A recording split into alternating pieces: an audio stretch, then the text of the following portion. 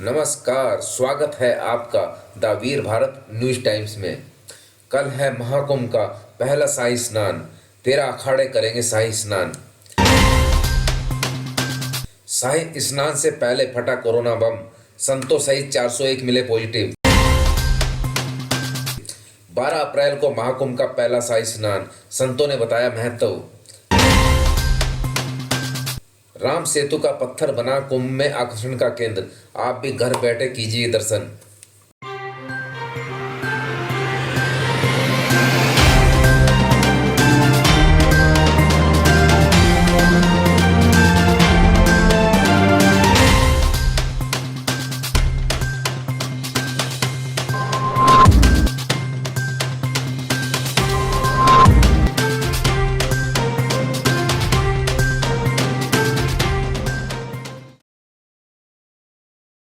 बारह अप्रैल को सोमती अमावस्या पर शाही स्नान है।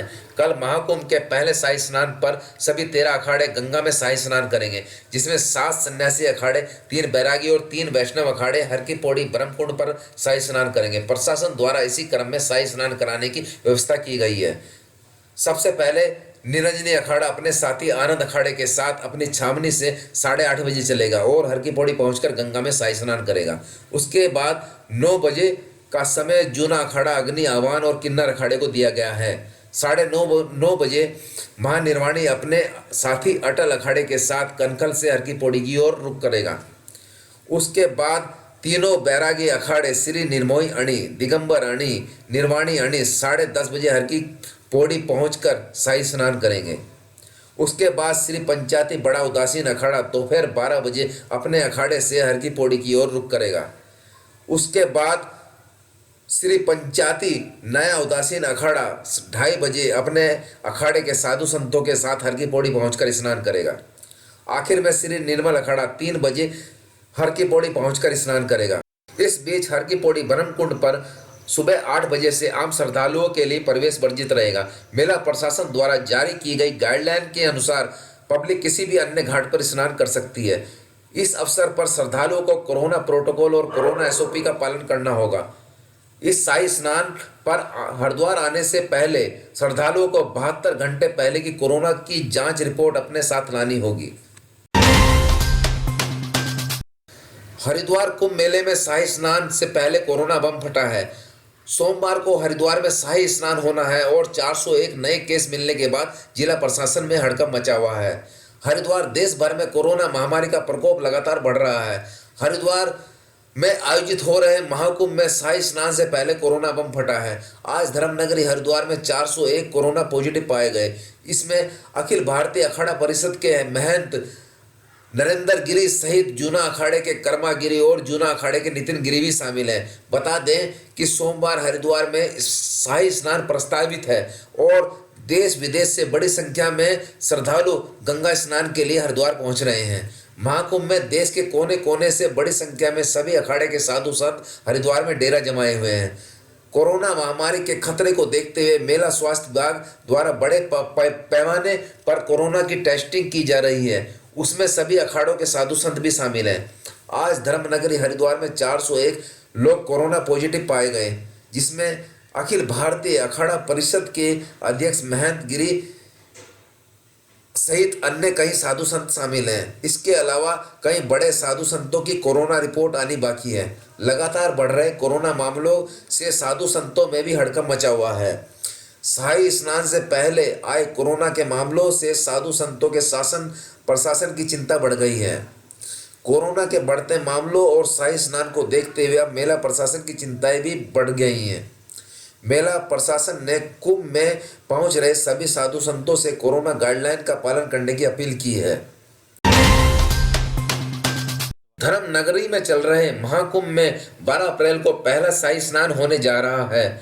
विशेष नक्षत्रों में पड़ रहे इस पर्व का विशेष महत्व है, क्योंकि इस समय कुंभ काल चल रहा है और ऐसा माना जाता है कि समुद्र मंथन के बाद जिन 4 जगहों पर अमृत की बूंदें गिरी थी, उनमें से एक हरिद्वार भी है, जहां हर 12 वर्ष में कुंभ का आयोजन किया जाता है, जिसमें देश भर से साधु संत पहुंचते हैं। और आपको बता दें कि कल सोमती अमावस्या भी है। संतों का कहना है कि राजा महाराजाओं के समय में राज्य का शासक संत महात्माओं का स्वागत बड़ी शान और शौकत के साथ किया करते थे। वहीं कुंभ के दौरान राजा महाराजा साधु संतों की बड़ी राजशाही ठाट बाट के साथ स्नान के लिए ले जाया करते थे। तभी से यह प्रथा चली आ रही है। इन 4 प्रमुख स्थानों पर कुंभ के दौरान होने वाले स्नान को शाही स्नान कहा जाता है, जिसमें प्रमुखता साधु संत स्नान करते हैं। संतों की माने तो कुंभ पर्व का शाही स्नान अपने आप में संतों का समागम है, जिसमें ध्यान, योग और अध्यात्म से जुड़े सभी प्रमुख बातें जगह जगह देखने को मिलती हैं। इस दिन कुंभ नगरी की छठा विशेष रहती है, जिसमें अलौकिक शक्ति का समावेश रहता है। संतों का मानना है कि शाही स्नान के दिन लोक कल्याण के लिए सभी साधु संत स्नान करते हैं। धर्म नगरी में महाकुंभ की शुरुआत हो चुकी है। कुंभ नगरी साधु संतों और श्रद्धालुओं के जय घोष से गुंजयमान है। जूना अखाड़े में बनी छावनी में अद्भुत राम सेतु पत्थर के दर्शन कर श्रद्धालु पुण्य के भागी बन रहे हैं।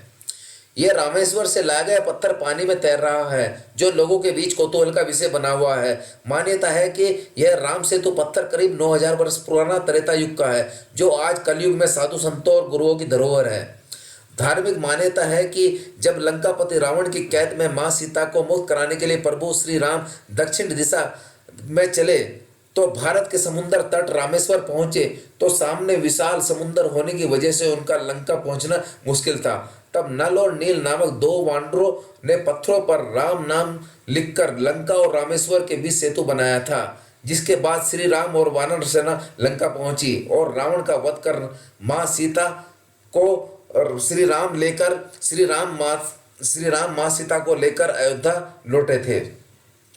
नागा सन्यासी दौलतगिरी का कहना है कि यह पत्थर 21 किलो का है। यह हमारे सनातन धर्म की पहचान और धरोहर है। इस राम सेतु पत्थर के दर्शन मात्र से भक्तजनों की मनोकामना पूरी होती है। उन्होंने यह भी कहा कि इस पत्थर पर प्रभु श्री राम के पद चिन्ह है और उनका नाम भी 4 भाषाओं में लिखा है।